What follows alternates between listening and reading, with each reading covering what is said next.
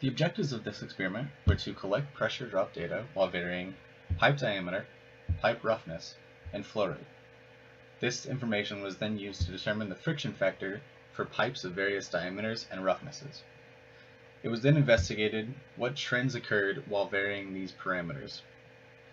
The results were compared to literature correlations to see how accurately the correlations predicted the system, and a recommendation was made for a correlation that best described the system. Bernoulli's equation, which will be used in this experiment, can be derived from the general energy balance. The energy balance for steady-state flow through a pipe is given below, where U denotes the internal energy, P the pressure, ρ the density, G gravity, V velocity, dQ dm is the heat added or lost term, and dW dm is the non-flow work term. The gravity term is associated with potential energy, and the velocity term is associated with kinetic energy. This equation applies for the changes in energy between 2 points in a system, and the convention is that flows into the system are positive and flows out of the system are negative. A more useful form of this equation can be written as the equation shown below, where a difference is used instead of the differential. To obtain Bernoulli's equation from the general energy balance, we need to make several assumptions. First, if we assume that there is incompressible flow in the system, we are assuming that we have a constant density material. And for a constant density material, we know that the change in internal energy is simply the friction heating losses or the heat added or lost by the system. Then, assuming that we still have steady-state flow with our incompressibility assumption, the general energy balance simplifies to the following. It's worth noting that in an ideal system, the friction loss would be 0. However, in this experiment, we are interested in the friction loss term. In this experiment, we are interested in determining the friction loss across a piping system. Friction loss occurs when available energy, such as kinetic or potential energy, is converted to waste energy, such as heat. Oftentimes, it is convenient to introduce a friction factor, which is a dimensionless unit that can help predict the friction losses in a system. Through many empirical studies, researchers have determined that the following expression gives the relationship between the friction loss and the friction factor. In this expression, the small script f denotes the friction factor. It's worth noting that there are several types of friction factors, the Darcy friction factor and the Fanning friction factor. While they have the same purpose, they vary by a factor of 4. Oftentimes, the friction factor can be found or determined using a correlation. The correlation often depends on the Reynolds number, and the Reynolds number, again, is another dimensionless number that can be found using the expression provided here. For laminar flow, the friction loss in the system can actually be explicitly calculated using the Hagen-Poiseuille equation. The Hagen-Poiseuille equation is shown here, where Q is the flow rate, delta X is the distance, mu is the viscosity, rho is the density, and d is the diameter of the pipe. While their temperature was relatively constant in this experiment, there were some fluctuations, making it necessary to predict the density and viscosity at different temperatures. For this reason, the Dipper equation was used to predict the density and viscosity of water at the various temperatures. The equations shown below can be used with the given parameters to determine the viscosity or density at a range of temperatures. As mentioned before, the friction factor is found using an empirical correlation. In this experiment, several friction factor correlations are compared to determine which best predicted the friction loss in the system. The first correlation used was the Moody correlation. For laminar flow, with Reynolds number less than 2000, the friction factor is given simply by 16 over the Reynolds number. However, for turbulent flow with Reynolds number greater than 4000, the friction factor is given by the following expression, where epsilon is the surface roughness factor and d is the pipe diameter. In this piping system, the rough pipe was not given a surface roughness factor, and it was therefore estimated using the following method. Take, for example, the rough pipe shown here. Given the rough pipe diameter and the corresponding smooth pipe diameter, if there was no roughness on the surface roughness factor can be estimated to be the average of the two diameters. Another correlation used was the Blasius equation, which is good for moderately turbulent flows. It is given by the following expression. Another friction factor correlation was the Colebrook-White equation, given by the following expression. Note that the friction factor must be calculated using an iterative process, making this a not so easy correlation to use.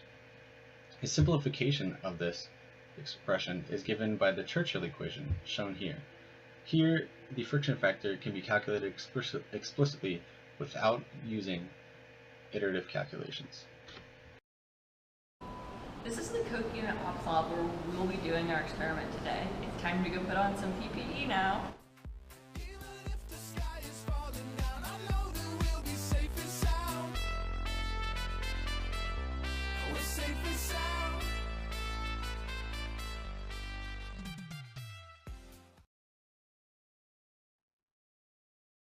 It's important that with any lab you consider the safety hazards associated with the experiment before beginning. One major hazard with this experiment is the bleach in the water. There's also hazards associated with water on the ground that could cause a slipping hazard and tripping hazards associated with these tubes. In order to mitigate these hazards, we're wearing appropriate PPE, including closed-toed shoes, lab coats, and glasses. There are also hazards associated with this manometer. Because it has mercury in it, if it were to break, it is very important that you don't come in contact with that mercury. If an incident was to occur, the first thing you should do is inform the lab instructor. Do not try to clean it up yourself and not tell someone. So here on the fluid flow apparatus, we have pipes of different diameters. We have a very small pipe, a medium pipe, and two large pipes. One of the large pipes has a rough inner diameter, like you can see in this sample. You can also see on the apparatus we have a variety of valves. There's a gate valve, a glow valve, and a strainer. There's also a ball valve over there. This red valve is a glow valve that we use to control the fluid flow in the apparatus. For small flows, instead of using this valve, we'll use the small needle valve with the black handle. These tubes that you find on the apparatus are the manometer tubes. They're used to measure pressure drop across the pipe. The ones on the left are connected to the mercury manometer, and the ones on the right are connected to the water manometer. So here on the left you have the mercury manometer. This is good to use when you're going to have a really large pressure drop, as opposed to the water manometer to the right that we use when we have smaller pressure drops. We do this because a gap of 10 on the mercury manometer would be a gap of about 130 on the water manometer. In order to get important data, we need to know the diameters of the pipes that the water is flowing through. Luckily, we have these samples and don't have to disconnect the pipe. We're going to use calipers to measure the diameter, and we're going to take an average of about 12 different measurements at different points. In this lab, we will be using the LabVIEW software. In order to open it, there is an icon on the desktop. In order to start up the lab, you will follow the directions on the LabVIEW software. As you can see, there are 5 different tabs for each different section. Right now, we will be following the Startup and Overview tab in order to make sure the apparatus and software are ready for data collection. So I've already checked to make sure that the hand tool is selected on the tool palette, and I've already checked that the red-green stop button is how it needs to be. So now Lauren is going to check the thermocouple. Looks like the thermocouple is at the appropriate place. It's time to turn on the pump now. In order to get any excess air out of the pipes, we're going to open different valves repeatedly so the water can flow through and push any residual air.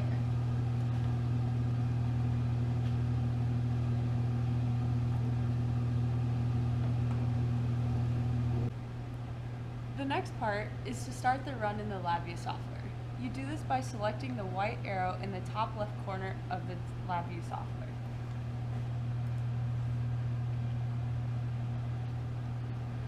You'll have to save it as a name of your choice. We're going to save it in the desktop under our lab sections folder.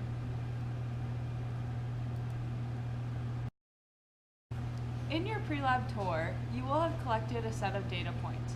Before your pre-lab meeting, you should analyze those points and graph them to see if you have the trends that you're expecting. Part of that is setting up an Excel sheet to calculate the pressure drop and the friction factor through the apparatus. When conducting the experiment, it is important to stop and see if the data you are collecting makes sense. Recall the expression for the friction loss in the piping system. Here we can see that the pressure drop is proportional to the square of the velocity, and we know that the velocity is equal to the flow rate divided by the cross-sectional area in the pipe. Thus, if we were to plot the flow rate versus the pressure drop in the system, we would expect there to be a quadratic dependence. Plotting the data we obtained for the pressure drop in the large smooth pipe, you can see here that the quadratic model is followed. Thus, the data makes sense. Another thing to check while you're in lab as you take different measurements is that you're seeing the correct trend in your Reynolds number versus the friction factor. The trends you should see should be close to what you would see in the Moody chart in your Denevers textbook. I've created a plot of our data from in-lab. We're hoping to see that as the Reynolds number increases, the friction factor decreases slightly. As you can see, this trend holds with both the large and the medium pipe. Another factor that goes into creating the Moody chart is the roughness of your pipe. As seen, the large rough pipe sits slightly above the other two pipes on our chart. This is because the friction factor increases as the roughness of your pipe increases as well. In order to calibrate the LabVIEW software with the flow meter on the apparatus, a calibration will need to be run. In order to do this, once the lab member who is checking the tank level is ready and says go, you will click the calibration button on the LabVIEW software.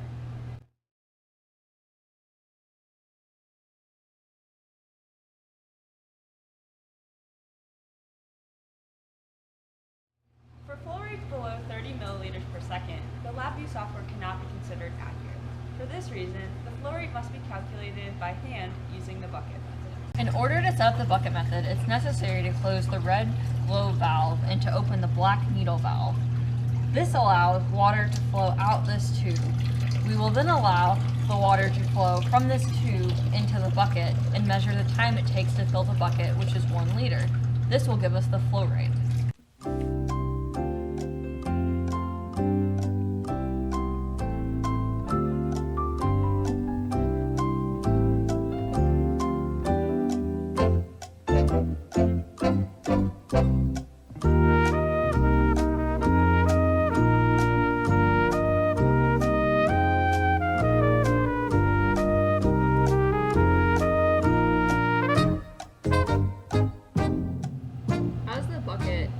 Begins to fill, Hannah will get at eye level so she can more accurately read when the flow rate has filled the bucket.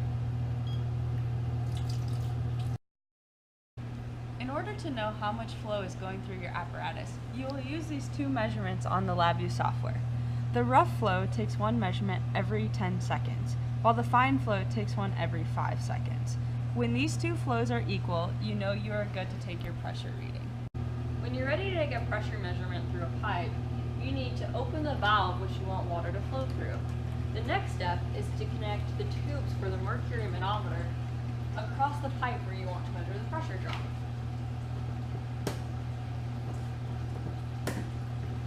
For measuring the pressure, you need to be sure to purge the pipes of any air. For the mercury manometer, you use these two red knobs. By opening them, water flows through and any excess air comes out of the pipe.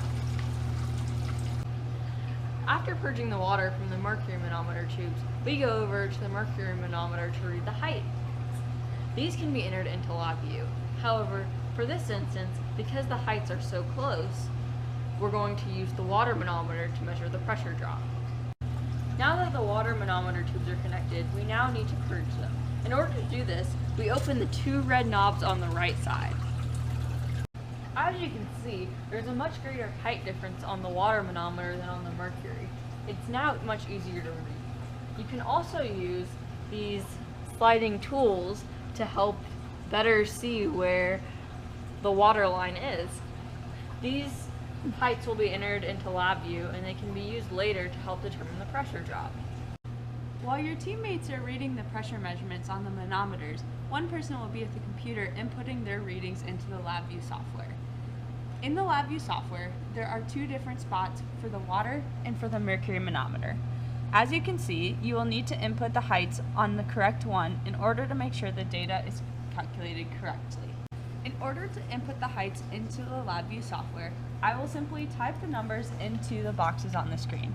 It does not matter which number I put in which box, as the height used in the pressure calculation will be the absolute value of the difference of the two measurements. Once I have typed in the numbers, I will click the Log Once button in order to record the data one time. The data only collects every 6 seconds, so make sure that the light goes off before you start to take another pressure reading. Once all the data points desired have been collected, it is time to start the shutdown procedure. In order to end the LabVIEW data collection, you will click the Stop button on the screen. To shut down the apparatus, you need to remove all of the mercury and water manometer tubes, close all valves, and then shut off the pump. Once the apparatus is completely shut down, it's time to exit out of the LabVIEW software. You simply do this by clicking the X in the top right corner. Once you are out of LabVIEW, it is important to import the LabVIEW data into Excel for further analysis. After the data has been collected, analysis can be done to determine which correlation best predicts the friction losses in this piping system. Here we have a plot of the fanning friction factor versus the Reynolds number for all the data points collected in this experiment. One can see that the smooth, small, medium, and large pipe have values that are overlapping, suggesting that the friction factor is relatively independent of diameter for a smooth pipe. As Reynolds number increases, the friction factor for the smooth pipe decreases slightly, as we would expect. However, for the large, rough pipe, as the Reynolds number increases, the friction factor decreases, unlike we would expect. For a rough pipe, we would expect higher friction factors, but we would expect them to be at a relatively constant value due to the increased turbulence from the roughness on this pipe wall. This suggests that some of the latter data points for the large, rough pipe may be inaccurate. We can graph the correlations alongside our determined experimental values to see which best fits the system. Here we have only plotted the large, smooth pipe because the values were relatively overlapping. It's difficult to see, but after taking the sum of the squared errors, we can compare the correlations to see that the Colebrook-White correlation best fits the data for the smooth pipe. However, the Colebrook-White equation, if you recall, requires an iterative calculation, and therefore, for easier calculations, the Churchill correlation should be used. The top three lines are the correlations trying to predict the rough pipe. However, one can see that the estimated surface roughness factor was slightly too low, so that a higher surface roughness factor should be used in order to more accurately predict friction loss in the rough pipe system.